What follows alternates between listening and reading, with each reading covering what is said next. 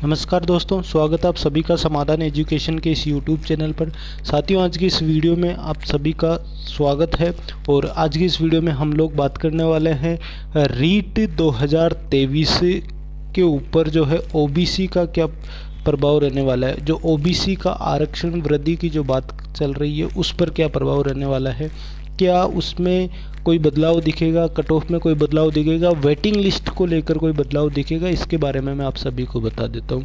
तो सबसे पहले मैं आपको बता दूँ कि जो है ओबीसी का आरक्षण बढ़ाने की बात चल रही है। 27% ओबीसी के आरक्षण के ऐलान की बात चल रही है और उसी पर हम लोग बात करने वाले हैं। देखिए, अगर बात चल रही है इसका मतलब ओबीसी का आरक्षण बढ़ना तय है।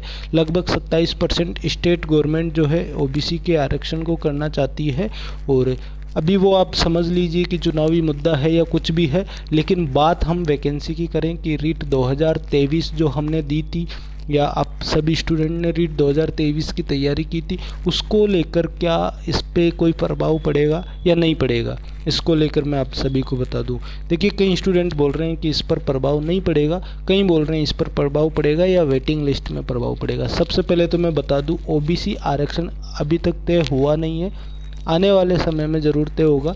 लेकिन जो भर्ती है ये 2022 की है और इसमें पदों का वितरण जो होता है वो आरक्षण को देखकर ही होता है। मतलब उस समय जो आरक्षण था, रीट 2022 में जो नोटिफिकेशंस आया था, जो विज्ञप्ति आई थी, जो वैकेंसी आई थी, उसमें जो पदों का वर्गीकरण हुआ था, उस समय जो आरक्षण था, जो रिजर्वेशन था, उसको देखते हुए आपके जो है सीटों का वितरण हुआ था। अभी उसमें बदलाव नहीं हो सकता है क्योंकि वैकेंसी की एग्ज़ाम हो चुकी है। वैकेंसी निकलती है उस टाइम पर जब पदों का वर्गीकरण होता है, पोस्टों का वर्गीकरण होता है, उस समय पर आपके पास आरक्षण क्या है उसके तहत ही वो वर्गीकरण किया जाता है। फिलहाल अभी ओबीसी का आरक्षण 27% होगा, उससे कोई फ़र्क नहीं पड़ेगा रीट 2023 पर। अगली बिंदु पर अगर हम बात करें कि क्या वेटिंग लिस्ट पर प्रभाव पड़ेगा, क्या वेटिंग लिस्ट आएगी उसमें 27% की वैकेंसी को जोड़कर। देखिए, मैं आप सभी को बता दूं, अगर सीटें खाली होती है तो वेटिंग लिस्ट में जो अभी जो पद हैं उन्हीं पदों पर जो है वेटिंग लिस्ट निकाली जाती है। नए पद सृजित नहीं किए जाते हैं वेटिंग लिस्ट में।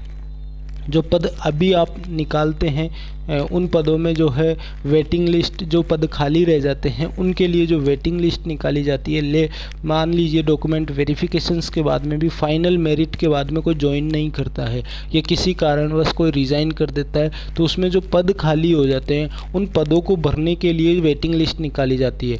लेकिन पद खाली वही होंगे ना जिन पदों पर नोटिफिकेशन या विज्ञप्ति या पदों का वर्गीकरण उस समय किया गया था, और उस समय तो रिजर्वेशन था ही नहीं 27% ओबीसी का। अभी 27% वृद्धि हुई नहीं है। मतलब जो नई रीट भर्ती आएगी उसमें हो सकता है कि जो 27% ओबीसी के आरक्षण की बात है और वो ओबीसी का आरक्षण 27% न्यू वैकेंसी में देखने को आपको मिल सकती है। और नई वैकेंसियों के लिए ही ओबीसी 27% आरक्षण किया जा रहा है। लेकिन अभी तक जो भर्तियां हो चुकी है, जिनका नोटिफिकेशन जारी हो चुका है, जिनके पदों का वर्गीकरण हो चुका है, उनमें अभी तक ओबीसी का कोई भी लेना देना नहीं रहेगा, ना फ्यूचर में रहेगा, ना प्रेजेंट में है, ना पास्ट में था। तो इस चीज़ को आप सभी ध्यान में रखें। आने वाली भर्तियों में अगर रिजर्वेशन 27% नोटिफिकेशन या पदों के वर्गीकरण से पहले आ जाता है, उसके पश्चात ही आप जो है देखेंगे कि जो नई वैकेंसी आएगी उनमें जो है ओबीसी के आरक्षण को जोड़ने की बात की जाएगी और उन्हीं के अनुसार आपके पदों का वर्गीकरण या उन्हीं के अनुसार आपके पदों में वृद्धि की जाएगी। तो इस चीज़ को लेकर निश्चिंत रहे। फिलहाल जो ओबीसी के आरक्षण की बात है नई वैकेंसियों के लिए है, जो स्टूडेंट वेटिंग लिस्ट का इंतज़ार कर रहे हैं उनके लिए नहीं है। तो इस चीज़ को आप ज़रूर ध्यान में रखें। धन्यवाद। अगर किसी भी प्रकार की कोई क्वेरी होगी, किसी भी प्रकार का कोई क्वेश्चन होगा, आप कमेंट में पूछ सकते हैं। आपके मन में जो भी सवाल है वो कमेंट में बता सकते हैं, या कोई भी आप अपना ओपिनियन रखना चाहते हैं वो कमेंट में बता सकते हैं। धन्यवाद।